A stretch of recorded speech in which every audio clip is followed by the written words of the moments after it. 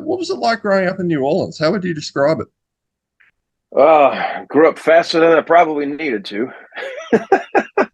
With it being a party town, uh, underage drinking started at a very young age. So it's a lot different now. Like the New Orleans that my kids grew up in versus the one I grew up in is a little bit different. They've kind of gotten a lot wiser to letting kids be kids instead of leaving us to our own devices and running around with cigarettes and beer before we're like even really in high school. What what what was the music scene like coming up? Because a lot of people, the NOLA essentially has its own fucking abbreviation when it comes to music. Yeah, you know, when I was 12, 13 years old, 14 years old, started going to concerts. And, you usually you start going to the bigger concerts and then you start finding the up and coming bands that are playing shows, trying to build something for real. And I think that's usually where most people who end up playing in bands really get the itch when they start seeing people closer to their age, or people that they know up there playing and doing it for real.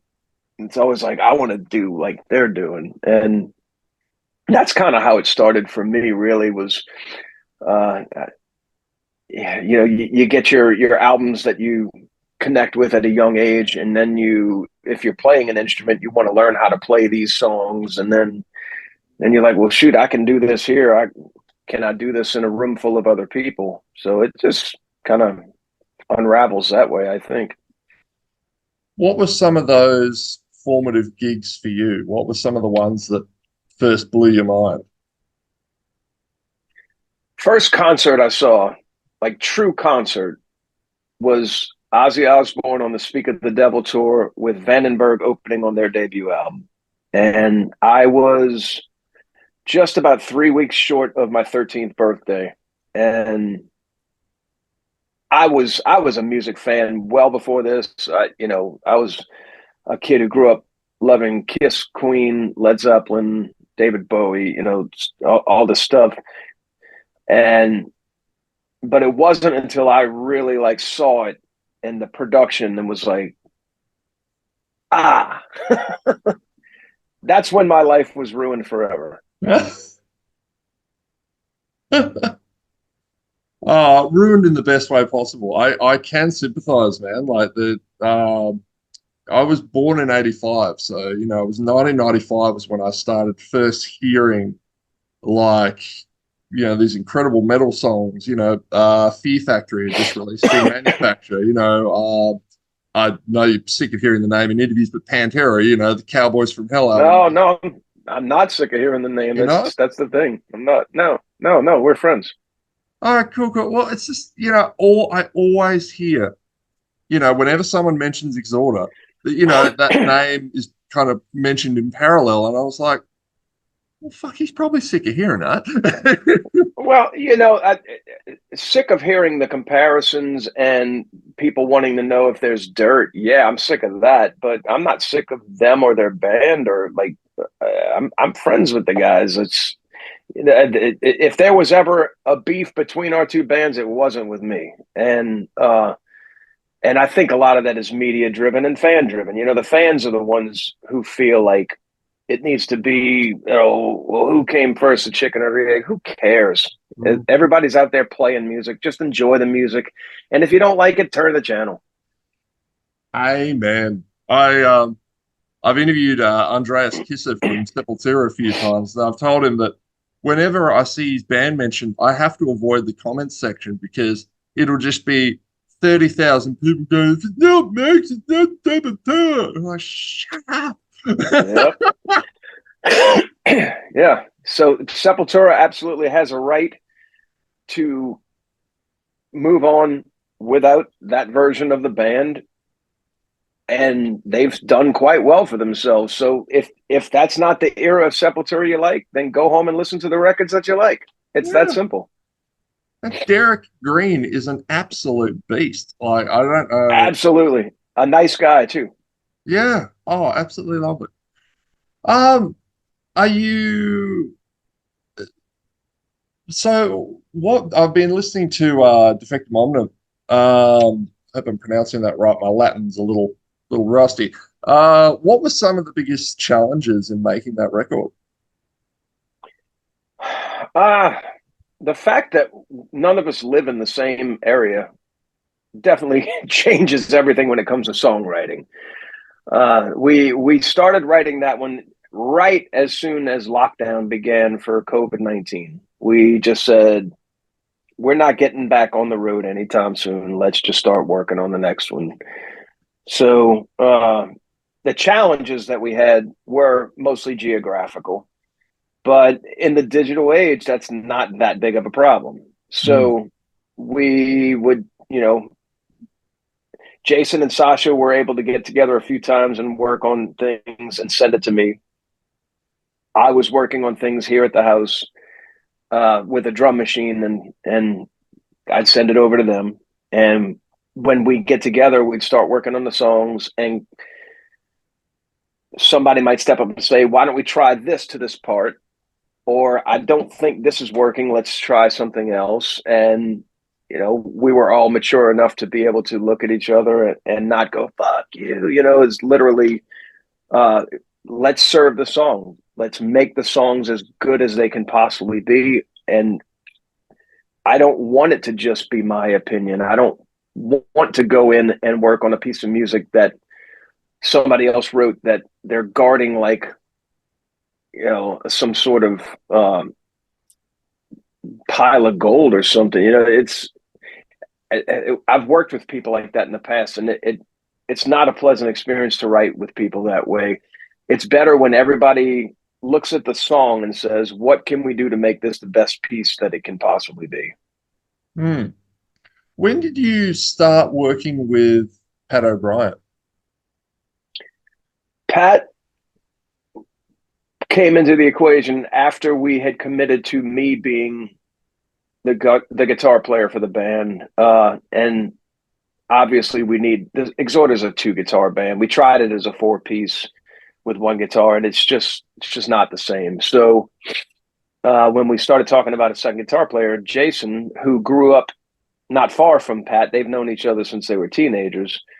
He said, "Well, let me call Pat and see if he's interested. I know he's not doing anything." So Sasha and I were like, "Yeah, we both love Pat, and he's obviously a great player." So Jason called him, and Pat was like, "Yeah, what do y'all want to mess around with me for? I'm damaged goods. I've got all this problem in front of me right now." And Jason's like, "Dude, you're Pat. You're our friend. This isn't even a request for an audition. Do you just want to come jam at my house with your friends?" And he was like, "That sounds fun." So he came and jammed with us, and he's been here ever since. We fed the stray dog, and the stray dog hasn't gone home yet. That, that is absolutely beautiful, mate. Because I remember the last time I heard about Pat was obviously, when his thing happened, and obviously, like a lot of people, I was like, oh shit, Yeah. he was in a bad place. How's he doing these days? Is he a kind of healthier? Oh, he's fine. He's unfortunately, he'll probably always live in the shadow of that, and it sucks. But he's actually got a very good sense of humor about it. We were like, "Man, you ought to make a T-shirt of you with like a flamethrower in your hand or something." And he thinks it's funny. He's like, "Maybe one day, maybe, I don't know." I think more than anything, he's a guy that used to do interviews and used to be a lot more accessible. But I think for his own protection, he'd rather just withdraw and stay out of the limelight and let his music do the talking. And it's not a bad model. The people have embraced him. When we play live and I introduce him to the crowd, they just go nuts, man. They love this guy. The the way that the media painted him out to be is absolutely not anything close to who he really is. Mm. Oh man, that's honestly, as I said, man, that's really beautiful. I'm glad that he's got friends like you. You know, that's really good, man. So good on you. Yeah, I think a lot of people didn't reach out to him afterwards because I think he was like he felt like we were one of the only ones that did. But to be fair to everybody else, what do you say to somebody that's been through that? You know, all you can really do is say, "Hey, man, hope everything's well. I'm over here rooting for you." That's about all you can really say.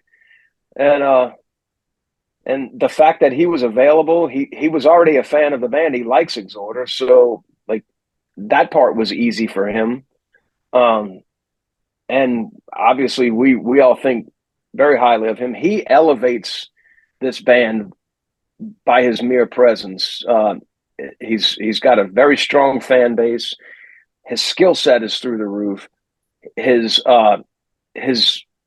encouragement in my development as a guitar player is priceless to me because I sit here and like, dude, you're like one of the greatest period at what you do, and I'm over here just trying to be the world's okayest thrash guitarist. He's like, yeah, but you're singing at the same time. I couldn't do that. I'm like, it's not easy. He's like, trust me, everybody's looking at you going, how the fuck is this guy doing this? And I mean, I don't know. I'm not going to question it because if I question it, then maybe I won't be able to do it. So I'm just doing my best. But he like I said, like in all seriousness, he's a huge reason why I have the belief in myself to do it because he's been right there going, you're doing it, you're doing it, you're doing great, And so we're helping each other. I yeah, I mean, I obviously mine was nowhere near as public as his, but my life completely fell over like 6 years ago. It's why I quit drinking, and I found that when I went through an experience like that, you know who your mates are. You find out who your Yeah, friends are real fast. So yeah. I'm glad he's got you, man. Um, what what do you think for you personally? What do you think is the hardest lesson you've had to learn when it comes to being a musician? Not everybody is your friend. Yeah. That's the truth. You can laugh and cut up and have great times and lots of drinks with people, and that doesn't mean they're your friends. And that probably has something to do with what you were just talking about. You Hmm. find out who your friends really are sometimes, and sometimes it can be disappointing.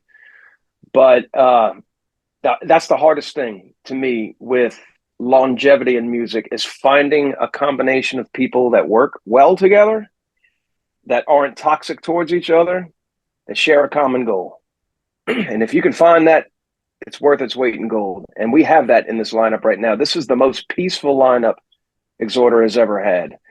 And the three of us, myself, Sasha, and Jason, have been working together in this capacity going on 7 years now.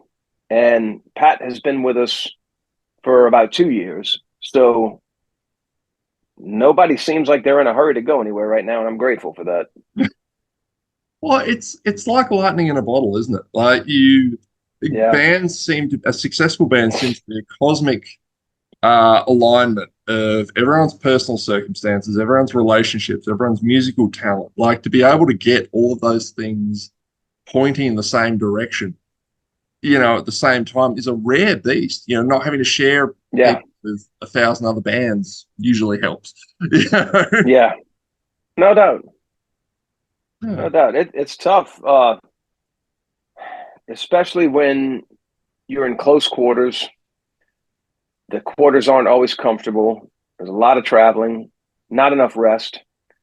And these things can cause anyone to become unnerved and lose their cool. But when one person loses their cool and you've got three other people there to help pull them back down to earth, it helps. But when you've got one person blowing up and then another person just as aggravated start complaining about the same thing, and then it's like all of a sudden it's a pack of wild dogs barking and they don't even know what they're barking at. Yeah. I find it a miracle, obviously, that they've kind of they're not the same band that they were, but I find it an absolute miracle that Slipknot managed to keep it together as much as they did in their early days when there was 9 of them in a bus Yeah, with that's a lot of people.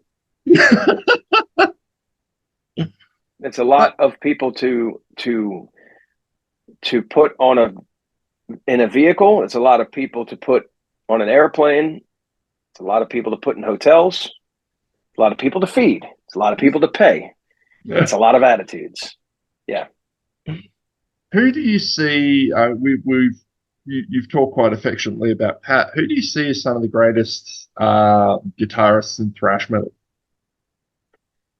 Oh, there's many. You know, Pat, Jeff Loomis, Rob Barrett, Eric Rutan,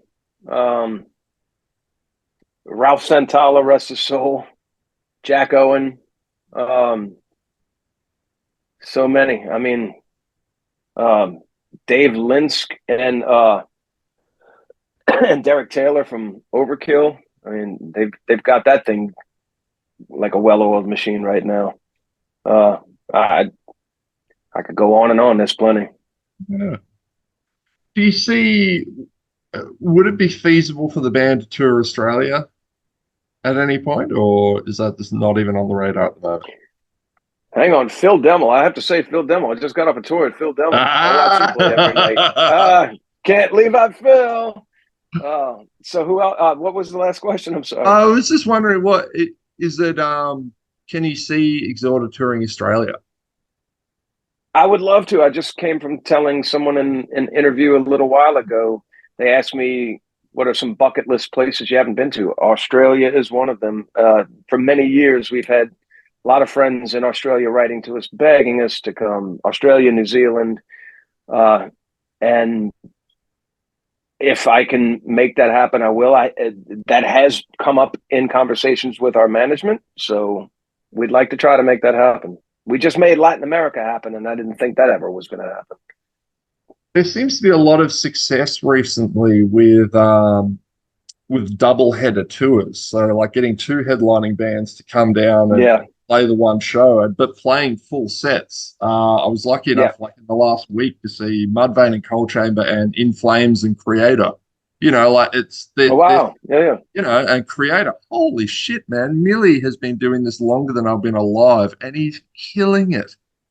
Yes, he's. They're still playing at a high level. We did some festivals with them over the years, and I don't know them well, but I've met a few of them. Mile being one of them, and always very kind and friendly, which isn't always the case when you meet bands that you grew up listening to and you look up to, and it's always disappointing when someone isn't as cool as you hope they would be, but it's definitely not them. They were always very kind to us. Yeah. Easy, man. Look, thank you very much for your time today, dude. Congratulations on the new album, and yeah, man. Thank you. Hope to see you here. Spectacular. Yeah. We'll do our best to make that happen as soon as possible. Easy. Have a great day, mate.